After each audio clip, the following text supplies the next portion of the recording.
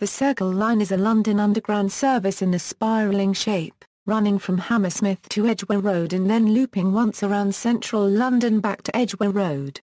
The railway is below ground in the central section and on the loop east of Paddingdon, and, unlike London's deep-level tube railways, the railway tunnels are just below the surface and of similar size to those on British main lines.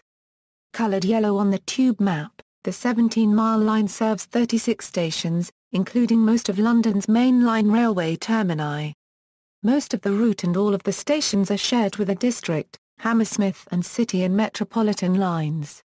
On the Circle Line and the Hammersmith and City Line combined, over 114 million passenger journeys are made each year.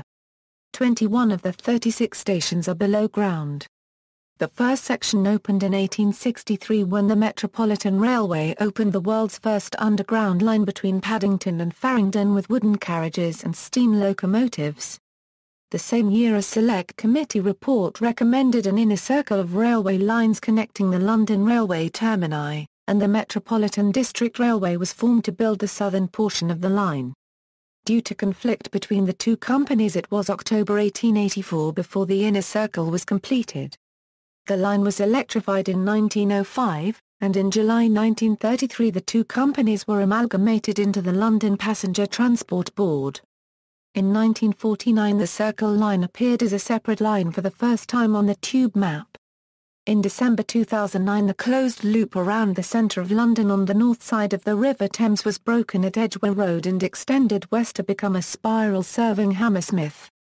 The signalling system is being upgraded and the C-stock trains have recently been replaced by new 7-car S-stock trains, in a programme scheduled for completion by 2015. History.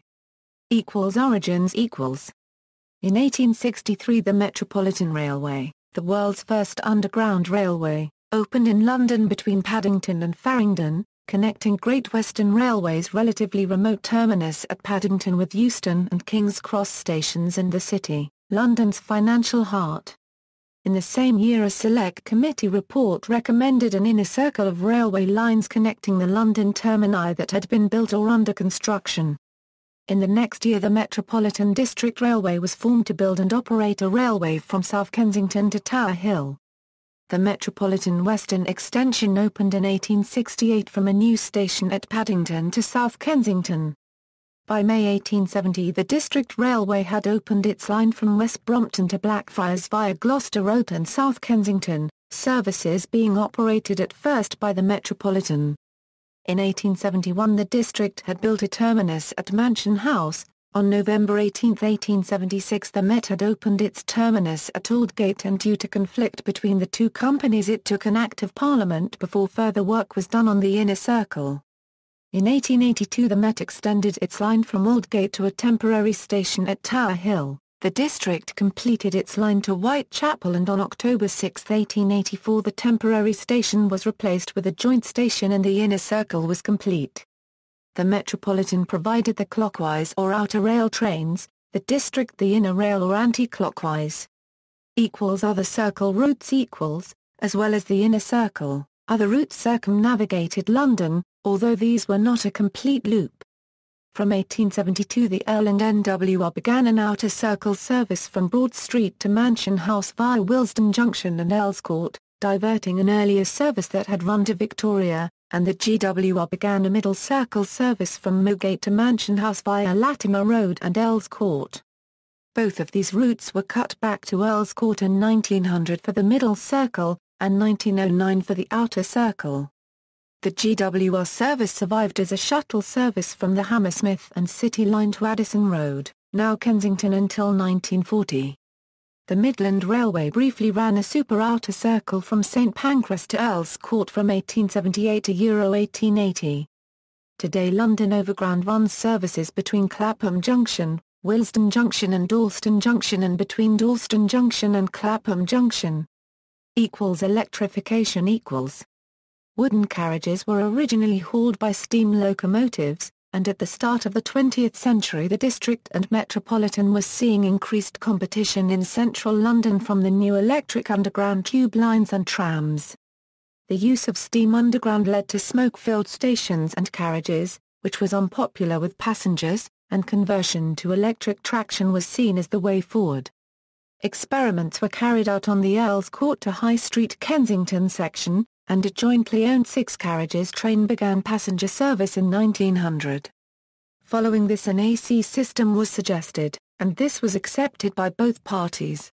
However, the district was looking for a way to raise the finance needed and in 1901 found an investor, the American Charles Yerkes. He formed the Underground Electric Railways of London, and his experience in the United States led him to favour DC, with third rail pickup similar to that in use on the City and South London Railway and Central London Railway. After arbitration by the Board of Trade, the DC system was taken up, and the railways began electrifying the routes, using multiple unit stock. The District and Metropolitan Railways bought different designs of electric multiple unit. Both had open saloons. The Metropolitan trains with gated ends, while the District B stock had sliding doors in the middle of each car. When introduction was attempted on July 1, 1905, a Metropolitan train overturned the third rail on the District Railway. After this, the Metropolitan trains were modified before running again on the District lines, and full electric service started on September 24. Initially the service was with 6-car trains, but this was reduced to 4-car.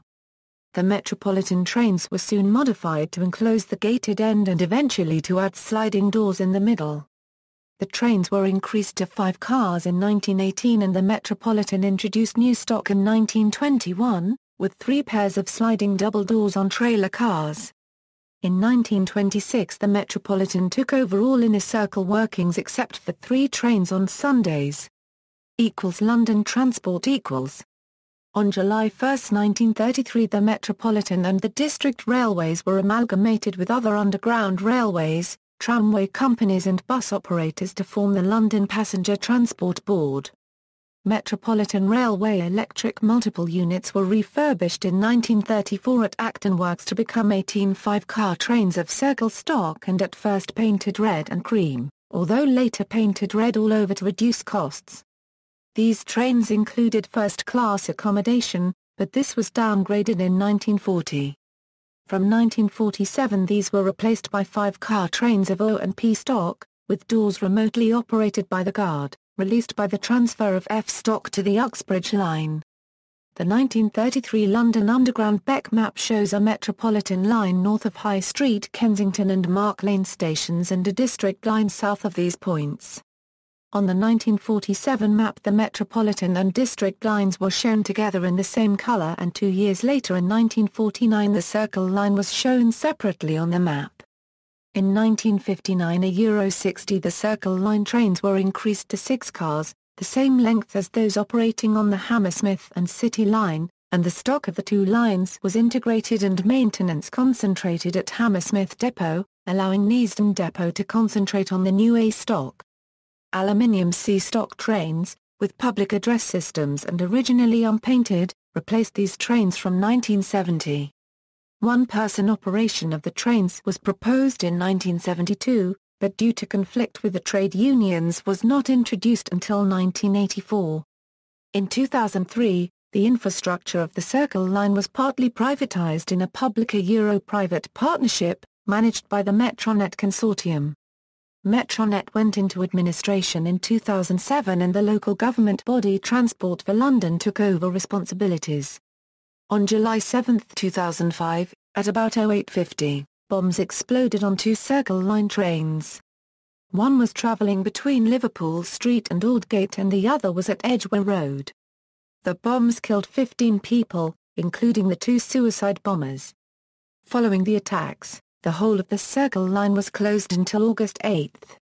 A day before a ban on drinking alcohol on public transport in London came into force, a party was held on May 31, 2008, mainly on the Circle line. Thousands of people attended and 17 were arrested by police due to disorderly behaviour, eventually causing several stations to be closed. Extension Prior to December 13, 2009, the Circle line trains travelled in both directions around a simple loop with 27 stations and 20.75 kilometres of track. In 2006 there were 14 trains in service on the line with an interval between trains of 8 or 2 minutes during peak hours and 8 minutes off-peak. The minimum running time around the circle off-peak was 51 or 2 minutes, but timetabled stops at stations extended this. In December 2009 the Circle line was extended to include the Hammersmith and City route from Edgware Road to Hammersmith. Rather than continuously running around the Circle, trains now travel from Hammersmith to Edgware Road, go around the Circle once before terminating at Edgware Road, and return via the same route. Service operation was changed to improve reliability and increase the service frequency on the Hammersmith branch. The first S7 stock train entered passenger service on the Hammersmith and City line on July 6, 2012, running a shuttle service between Hammersmith and Moorgate, and first ran on the Circle line on September 2, 2013. By June 2014 all services were provided by S7 stock trains. Route Map Railway line The Circle line is 17 miles long with 35 stations. Much of its track and all of his stations are shared with the other London Underground subsurface lines, from Hammersmith to just before Aldgate by the Hammersmith and City line, from Baker Street to Aldgate by the Metropolitan line and from Tower Hill Station to Edgware Road Station by the District line. The line is electrified with a 4-rail DC system. A central conductor rail is energised at a Euro 210 V and a rail outside the running rail at plus 420 V, giving a potential difference of 630 V. The running rails are not electrified. Much of the 2-mile-35 chain double-track railway from the Hammersmith terminus to Westbourne Park Station is on 20-foot high brick viaduct. East of Westbourne Park the line passes beneath the Great Western Main Line before resurfacing at Royal Oak Station and running alongside the tracks of the main line to an island platform just north of the suburban platforms at Paddingdon Station. The line enters a cut-and-cover tunnel at the end of the platforms and meets the District line in the other end of the Circle line from Bayswater at Praed Street Junction before passing through Edgware Road Station in a cutting. After King's Cross St Pancras Station the line exits tunnel before passing under the Ray Street gridiron that carries the city-widened lines which are currently used by Thameslink services. Tunnel is re-entered after Farringdon Station. There are bay platforms at Moorgate Station. After passing through Aldgate Station the line joins the District line at Tower Hill. This part of the line includes stations on the Victoria Embankment on the north bank of the Thames, until Westminster Station is reached. West of Gloucester Road Station the line turns off the District main line to join the District line's Edgware Road branch just before High Street Kensington Station. In Bayswater the line is in cutting and this is concealed by a 4-section aid of 2 5-storey houses at Nose 23 and 24 Leonstead Gardens. Trains then use different platforms at Paddington Station before rejoining the Hammersmith and City line at Praed Street Junction and terminating at the 4-platform Edgware Road Station. Services: as of December 2012 there are 6 trains per hour, calling at all stations, and requiring 18 trains in service. The journey from Edgware Road around the Circle and continuing to Hammersmith takes 72 minutes off-peak. Together with the Hammersmith and City line over 114 million passenger journeys are made each year. Paddington and all stations on the loop are within Zone 1, and those on the Hammersmith line in Zone 2. Rolling stock S-stock equals. Services are provided by 7-car S-stock, and like the 8-car variants now in use on the Metropolitan line, these trains are part of Bombardier's Movia family, with air conditioning as the subsurface tunnels, unlike those on the deep-level tube lines, are able to disperse the exhausted hot air. These trains have regenerative brakes, returning around 20% of their energy to the network. They have a top speed of 62 miles per hour. A 7-car S-stock train has a capacity of 865 passengers compared to 739 for the 6-car C-stock train it replaces. With a length of 117 meters, the S-stock trains are 24 meters longer than the 93-meter-long C-stock train, so station platforms have been lengthened. It is planned to increase the traction voltage from the present nominal 630 V to 750 V to give better performance and allow the trains to return more energy to the network through their regenerative brakes. Depot. The line's depot is at Hammersmith, close to Hammersmith Station, originally built by the Great Western Railway to be operated by the Metropolitan Railway when the joint Hammersmith and City Railway was electrified in the early 20th century. Sidings at Barking, Farringdon and near High Street Kensington stable trains overnight.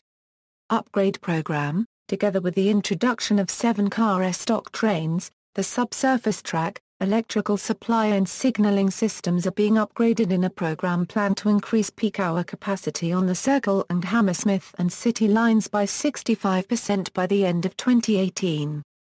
A single control room for the subsurface network is to be established in Hammersmith, and an automatic train control system will replace signalling equipment installed from the 1940s. The Cross-London Crossrail line, planned to open in 2018, is expected to reduce crowding on Circle Line services between Paddington and Aldgate. List of stations. The line then continues to Edgware Road where trains terminate, then reverse to traverse the loop in an anti-clockwise direction to Hammersmith. See also, Cromwell Curve. Notes and references. Notes references bibliography Further reading, Crum, Desmond F. Circle Line. Capital Transport. ISBN 978-1-85414-267-2. London Railway Map. Quail Maps 2001. ISBN 978-1898319-54-2. Yonge, John, 1994. Jacobs, Gerald, ed. 5, Southern and TfL. Railway Track Diagrams. Bradford-on-Avon, Track Maps. ISBN 978-0-9549866-4-3. External links, Circle Line Clive's Underground Line Guides.